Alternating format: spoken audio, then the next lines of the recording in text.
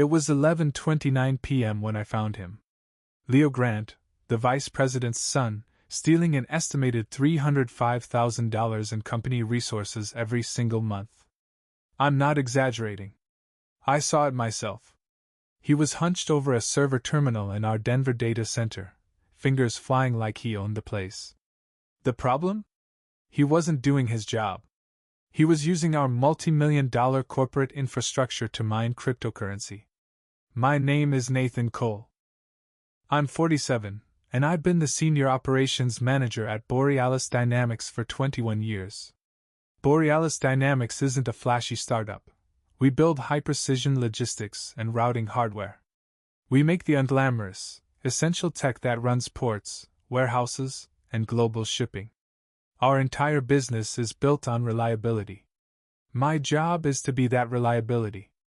I came here straight from the Air Force. In my old life, I was a load master. My job was math. Weight, balance, fuel consumption. You get the math wrong, people don't go home. That mindset never left me.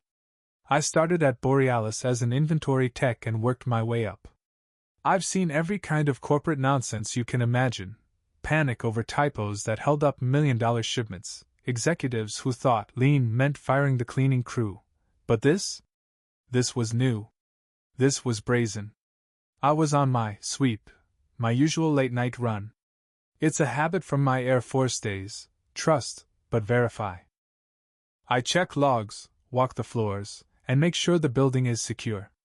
My team and I are responsible for the small things that become big things.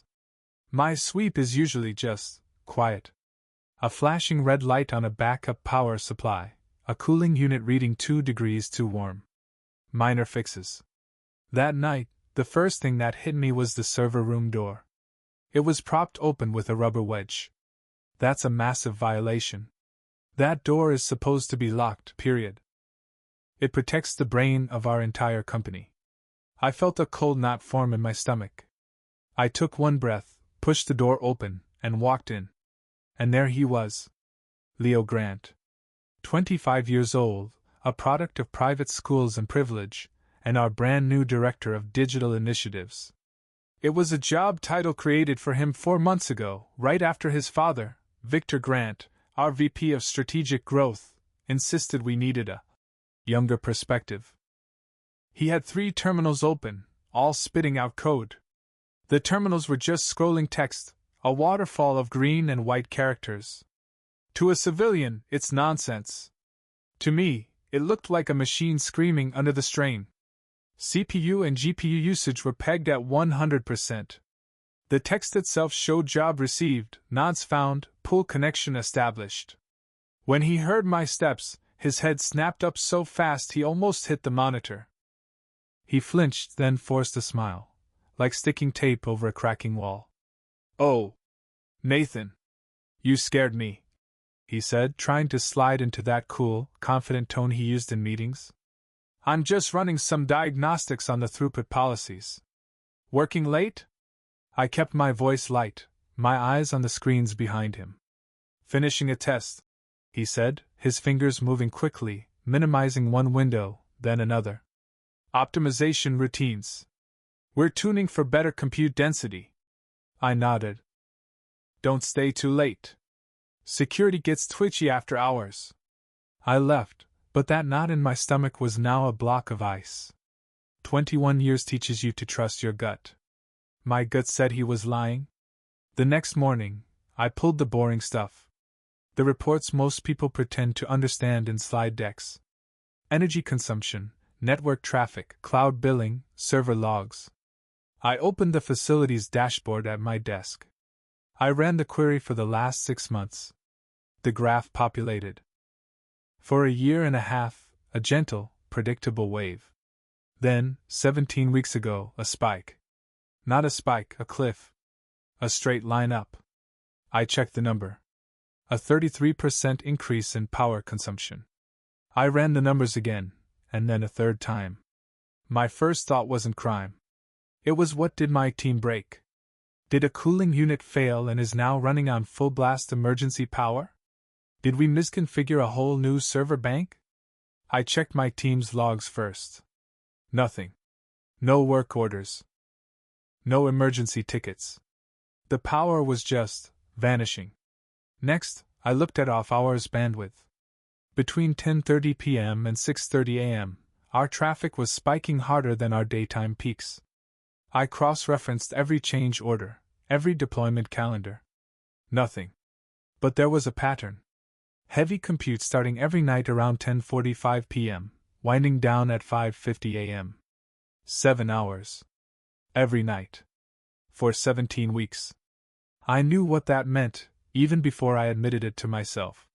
He wasn't optimizing. He was mining. His audacity was the genius of it. He'd sold leadership on the idea that increased usage was the growing pains of digital acceleration. He threw around buzzwords. Edge-to-cloud orchestration. Containerized elasticity, until everyone's eyes glazed over.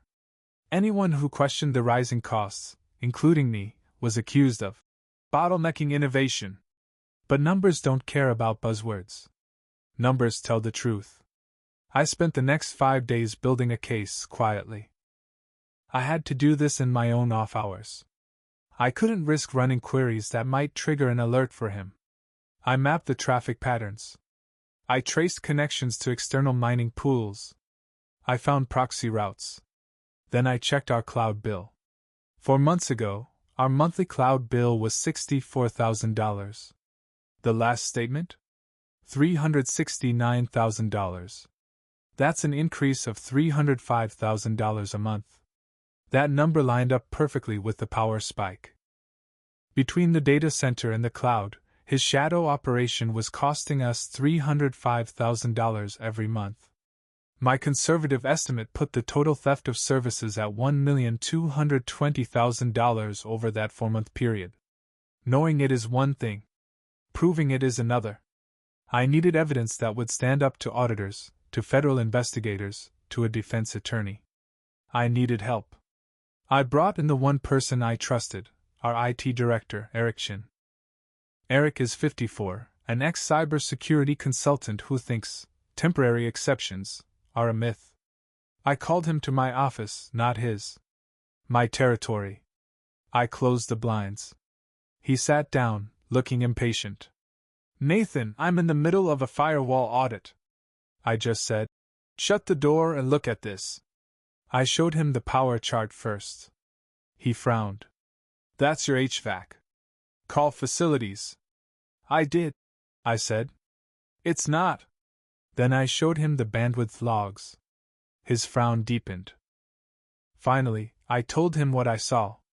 I told him. Leo Grant. Eric just stared at his hands for a full 10 seconds. Then he looked at me. "If this is what I think it is, Nathan, it's federal. Wire fraud. Computer fraud. Theft of services. We have to document everything. Chain of custody is critical. Can you validate the security side?" I asked. "I'll start now," he said. He came back in 90 minutes. His face was pale. "He's not just running it on the metal, Nathan. He's spinning up cloud instances. Dozens of them. He's using our primary corporate account. The auto-scaling policies. He reversed them. He told the system to scale down during the day to look normal, and then spin up everything. At night. The cost. For the next 3 days, we lived in those logs. Eric built the technical case. Server access logs showing Leo's badge hits after hours. Network captures showing our traffic to known mining pools. The unauthorized executables he'd installed. While he did that, I tied it to the money. Utility statements. Cloud bills. I even compared the spikes to blockchain payout schedules. The lines matched like teeth on a gear. Meanwhile, Leo was getting sloppy. I found the keypad on Monday. It was a cheap, plastic, third-party device stuck to the doorframe of a secondary server room door with adhesive tape. On a secure data center. It was an insult. It bypassed all our own badge-in, badge-out logging for that entrance. And the external drives. I saw him walking in from the parking garage, not with a standard laptop bag, but a big, expensive-looking tote bag. It looked heavy. He went straight to the server room. He was building a fortress and a getaway car at the same time. We had a problem. The quarterly security review was 10 days away. If external auditors found this before we came forward, the company's exposure would be catastrophic. We agreed. Wednesday morning, we would go straight to the top. Not to his father, Victor. That would be career suicide. We were going to our CO, Monica Reyes, a woman who had been in the big chair for 14 years. Tuesday night, I did my sweep. The server room light was on. I swiped in. Leo didn't hear me at first. He was wiping logs. He had a small script running, overriding entries with random noise. He even had a portable fan aimed at a server rack he pushed into thermal overload. Progress? I asked casually. He startled, nearly yanking a cable. Nathan! You can't. I mean, of course you can. I'm just wrapping a test. Don't forget to close the door, I said. I walked straight to my office, copied every piece of evidence to 2 encrypted drives, and locked them in my desk safe. Wednesday morning, Eric and I walked into Monica's office. This is urgent, I said. We need the room. She nodded. The door clicked shut. I set a folder and one of the drives on her desk. We've uncovered an unauthorized cryptocurrency mining operation running on our infrastructure. It's been active for 4 months. Estimated theft of services is $1,220,000. We have all the technical, financial, and chain of custody documentation. She put both hands flat on her desk. She didn't lean back, she leaned in. She stared at the total on the front page of my report as if she could will the number to change. The silence in the room was so thick I could hear the air conditioner vents. When she finally looked up, her eyes weren't angry. Not yet. They were cold. Show me. For about an hour, we walked her through it. Eric handled the code, the logs, the captures. I handled the power, the cloud, the money. When we finished, she asked one question. Who? Leo Grant, I said. Monica's face was stone. Immediate actions? Lock him out of everything, I said. Preserve all logs and images. Call legal and prepare to contact federal authorities. And do it now, before he guesses we're onto him. Monica picked up her phone. She made one call to security to revoke Leo's credentials, secure his machine, and escort him to a conference room. Her next call was to legal. 15 minutes later, our general counsel, Jamie Alvarez, walked in. We laid it out again. Jamie didn't hesitate. We have to notify federal authorities. And we have to demonstrate we discovered and escalated this internally before the audit. 17 minutes later, Leo was escorted into conference room 4, expecting a routine meeting. Instead, he found Monica, Jamie, Eric, and me. Leo, Monica said, her voice flat. We have uncovered unauthorized cryptocurrency mining on company systems, traced directly to your credentials, your logins, and your after-hours activity. Leo's smile just slid off his face. He looked at me, then at Eric. There must be a mistake, he stammered. That's just throughput testing. Eric turned his laptop toward him. These are captures of outbound connections to mining pools, coinciding exactly with your badge entries. Here are the executables you installed, not part of any approved change order. Jamie placed a list of wallet addresses on the table. And these are the receiving addresses for the proceeds. They are not registered to Borealis Dynamics.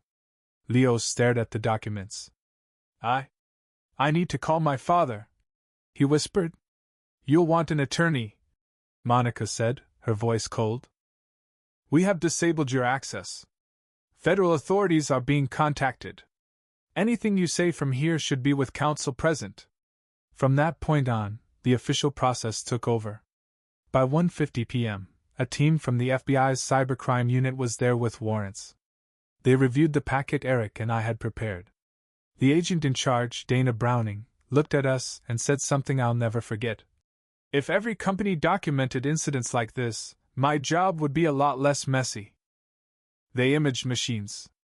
They bagged the external drives Leo had smuggled in. By 4:10 p.m., Leo Grant was in federal custody. The final forensic review later pegged the total value of stolen computing, power, and bandwidth at $1,318,000. The news hit the business blogs the next morning. Exec's son charged in crypto mining theft. That afternoon, Victor Grant resigned, effective immediately. He claimed he knew nothing. Maybe he didn't. But the board accepted his resignation on the spot. The silence in the office was deafening. The following Friday, Monica called me into her office. I was standing in the exact same spot where I delivered the bad news. "Nathan," she said, "I'm promoting you to Vice President of Operations. Effective immediately. Your base increases by $62,000. You're also getting a $92,000 performance bonus, and we're accelerating your pension vesting schedule." I just nodded once, my face steady. "Thank you. I was doing my job." "You protected this company," she said. "You protected 2,600 people's livelihoods. You did it the right way." I walked out of her office, stepped into the stairwell, and sat down on the third concrete step, the bonus letter in my hand. I just needed to breathe for a minute. Then I called my sister. She picked up on the third ring, sounding tired. "Hey, Nate, what's up?" "Hey," I said, trying to keep my voice even. "You know how you've been worried about Alex's tuition payment for next semester?" There was a pause. "Yeah, why?" "Don't worry about it anymore," I said. "I'm wiring it over. All of it." She just started crying. Quietly. "Nate, you can't." "I can," I said. "I just got a good report card." That night, I went home, patted my old dog, and heated up leftover lasagna. The quiet, invisible work had just saved us from a disaster. 6 months later, the legal process ground to a conclusion. Leo took a plea deal. He pleaded guilty to multiple counts in exchange for a reduced sentence, 6 years in federal prison, $1,318,000 in restitution, and a permanent bar from roles involving corporate financial systems. I should say I felt triumphant. I didn't, not exactly. I just felt relief. I still do my late sweep. Habit. The server room door is locked. New camera, new logs. It closes with a solid, final click. Sometimes I think back to that first moment. The blue glow on Leo's face. The way he tried to hide the truth with buzzwords. It reminds me of what I learned in the Air Force. Checklists and logs aren't busywork. They're lifelines. That boring diligence is what saves you from the cliff you don't even see. What I haven't told you is how hard it was before I went to Monica. For about 48 hours, a voice in my head screamed at me to keep my head down. "He's the VP's son. You'll be the one who gets fired, not him. Is it worth your pension? Who are you to step into this?" That second night, unable to rest, I sat alone at my desk and pulled up that power chart again. That curve rising like a tide. I traced it with my finger. That wasn't just a line. It was a weight sitting on the backs of 2,600 people who just wanted to do their work and go home to their families. The doubt didn't vanish, but it shrank. It got small enough for me to move. People ask why Leo did it. Why risk everything? I think it started as curiosity. Then it turned into a bet he thought he couldn't lose. If he got away with it, he was rich. If he got caught, he believed his father would make it go away. He believed that confident words could rewrite facts. But unlike people, numbers don't care how you say them. They just stay true. I was also asked why I didn't go to his father, Victor. The answer is simple. This wasn't a family problem. It was a corporate crime. Chain of command matters, but so does conflict of interest. The right choice was the hard one. Go to the person whose job it is to steer the ship. Watching the FBI put tape on our servers, I felt a strange sadness. That's what wrongdoing does. It steals time and energy from honest work to pay for a lie. Eric and I still joke sometimes. He hung a sign in the network room. trust but verify. And log it. A month after my promotion, I was walking past the front desk when a delivery guy asked where the innovation director sat. I showed him where to drop the package for our new director. The one we hired after posting the job with real requirements. She's sharp, she's humble, and she documents her work. She's building a team that measures twice and cuts once. If you're in a spot like I was, tired, outnumbered by buzzwords, holding a thread of suspicion, here's what I learned. Start with the smallest, undeniable fact. Document it. Then find the next one. Find one ally you trust. And when it's time, escalate. Courage isn't loud. Most days, it's just the quiet act of doing the job right. Leo's story ended in court records and headlines. My story kept going, the way most good stories do, in conference tables, in spreadsheets, in emails that no one will ever frame. It looks like routine, but it feels like stewardship. It's the work of watching the gates and making sure the lights turn on and the systems boot and the people inside can trust the ground they're standing on. One last thing. That first night, when I walked into the server room and he spun around with that brittle smile, I almost made small talk and left. I almost told myself it was none of my business. I almost made the choice that builds a bridge for something worse to walk across later. I am not a hero. I'm just a man who followed a hunch, read the logs, asked for help, and didn't stop until the truth was bigger than the lie someone was selling. That's enough. Justice doesn't always look like a movie climax. Sometimes it's a spreadsheet, a badge log, and a door that clicks shut. Sometimes it's a promotion letter, or a bonus that pays for a niece's tuition, or a dog who thumps his tail while you heat up leftover lasagna in a quiet kitchen. Sometimes, justice is just the absence of catastrophe. Thank you for listening. And if you enjoyed this, please don't forget to hit that like button and subscribe to our channel.